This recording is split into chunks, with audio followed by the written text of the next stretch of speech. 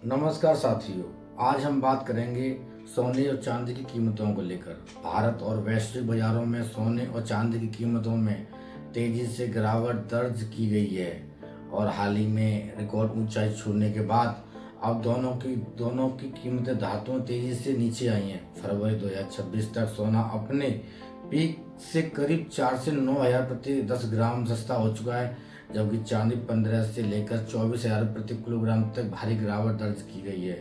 वैश्विक आर्थिक संकेत मजबूत हैं। अमेरिकी डॉलर, ब्याज दरों का दबाव, मुनाफा वसूली और भू राजनीतिक दबाव से इस गिरावट की मुख्य वजह मानी जा रही है। शादी विवाह के सीजन में सस्ते दामों पर खरीदारों के लिए राहत की खबर हो सकती है, जबकि ऊंचे स्तर पर खरीदारी करने वाले निवेशकों को फिलहाल नुकसान दिख रहा है। 18 फरवरी 2026 के ताजा बाजारों के भाव के अनुसार दिल्ली में 24 कैरेट गोल्ड की कीमत 1,54,340 प्रति 10 ग्राम और 22 कैरेट सोने की कीमत 1,42,000 पर ट्रेड कर रहा है, जबकि दो चांदी करीब 2,60,000 प्रति किलोग्राम के आसपास बनी हुई है। मुंबई, कोलकाता में भी कीमतें लगभग इसी स्तर पर हैं, जबकि चेन्नई में सोना थोड़ा महंगा होने के कारण कुछ आयात स्थानीय टैक्स, आयात शुल्क और मेकिंग चार्ज के कारण शहर दर शहर कीमतों में फर्क देखा जा रहा है। ज्वेलर्स के अनुसार कीमतों से ज्वेलरी की बिक्री में 20 से 30% तक बढ़ोतरी हुई है, लेकिन सोने चांदी की कीमतों में भी गिरावट की सबसे बड़ी वजह वैश्विक बाजार है। अमेरिकी डॉलर इंडेक्स हाल ही में मजबूत हुआ है और जिसकी कीमतें धातुओं पर दबाव पड़ा है, क्योंकि इनकी ट्रेडिंग डॉलर में होती है।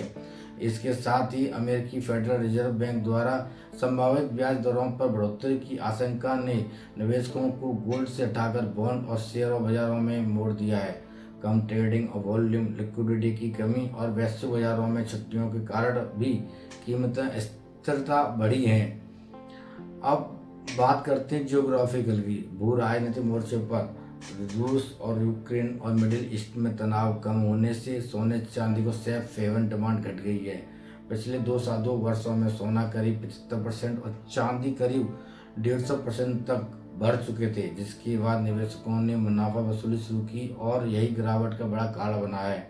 अंतर्राष्ट्रीय बाजार में कॉमेक्स पर सोना 2650 प्रति डॉलर औंस के नीचे फिसल था, जबकि चांदी 28 के डॉलर के आसपास तक पहुंच गई, जिससे भारतीय बाजार में भी दबाव आया है।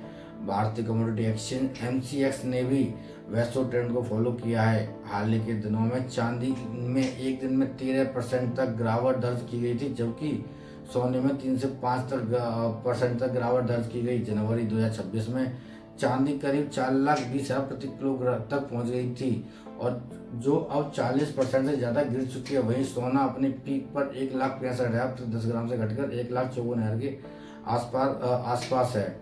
इतिहास से तुलना करें तो 2025 में महंगाई, युद्ध और वैश्विक अनिश्चितता के कारण सोना चांदी में रिकॉर्ड स्तर पर पहुंच गए थे, लेकिन 2026 में डॉलर की मजबूती और आर्थिक स्थिरता में कमी कीमतों को नीचे ला दिया गया और यही स्थिति कुछ हद तक 2020 के कोविड क्रैश जैसी मानी जा रही है। हालांकि लंबी अवधि सोलर पैनल, इलेक्ट्रॉनिक्स व्हीकल्स और इलेक्ट्रॉनिक सेक्टर में उपयोग बढ़ने से चांदी की कीमतें में मजबूती मांग बनी रह सकती है और मांग बढ़ सकती है। निवेशकों पर इसका मिला जुला असर देखने को मिलेगा, क्योंकि लॉन्ग टर्म निवेशकों को फिलहाल 20 से 30% तक पीपल लॉस दिख रहा है, लेकिन विशेषज्ञ इसे हेल्दी करेक्शन मान रहे हैं। शॉर्ट टर्म ट्रेडर्स ने स्टॉप लॉस के जरिए नुकसान को सीमित किया, जबकि आम उपभोक्ता सस्ते दामों से खुश हैं और शादी सीजन में खरीदारी बढ़ी है। विशेषज्ञों की राय, निवेश सलाह के अनुसार लॉन्ग टर्म निवेशकों में को गिरावट में धीरे धीरे खरीदारी करनी चाहिए, खासकर डिजिटल ETF और गोल्ड और सॉवरेन गोल्ड बॉन्ड जैसे बाजार प्रमुख सपोर्ट लेवल और सोना 1.5 लाख और चांदी 2.5 लाख माने जा रहे हैं। शॉर्ट टर्म में निवेशकों को मार्च 2026 की फेड मीटिंग और US में महंगाई डेटा पर नजर रखनी चाहिए। चांदी में औद्योगिक रिकवरी और गोल्ड में SIP भी निवेश के अच्छे विकल्प माने जा रहे हैं। जब आगे के आउटलुक की बात करें तो विशेषज्ञों के अनुसार यदि वैश्विक तनाव और महंगाई बढ़ती है तो सोना चांदी में फिर से तेज आ सकती है, लेकिन अगर अमेरिकी अर्थव्यवस्था मजबूत रही और ब्याज दरें ऊंची बनी रहीं तो कीमतों में 10 से 15% तक गिरावट की संभावना है। भारत में बजट 2026 और बिहार नीतियों पर आयात शुल्क और औद्योगिक मांग सही दिशा में तय करेंगे। निष्कर्ष की बात करें तो सोना चांदी मौजूदा स्थिति गिरावट बाजार सामान्य करेक्शन मानी जा रही है। लॉन्ग टर्म में निवेशकों को खरीदारियों की अवसर बन सकती है, लेकिन बाजार अभी भी अनिश्चित है और इसलिए सोच समझ कर निवेश करें और खरीदें फिजिकल गोल्ड को जो और अपने आप में जोखिम चेक करें कि कितना परचेज करना चाहिए कितना नहीं। तो थैंक्स फॉर वॉचिंग मी और आप इस वीडियो में बने रहने के लिए धन्यवाद।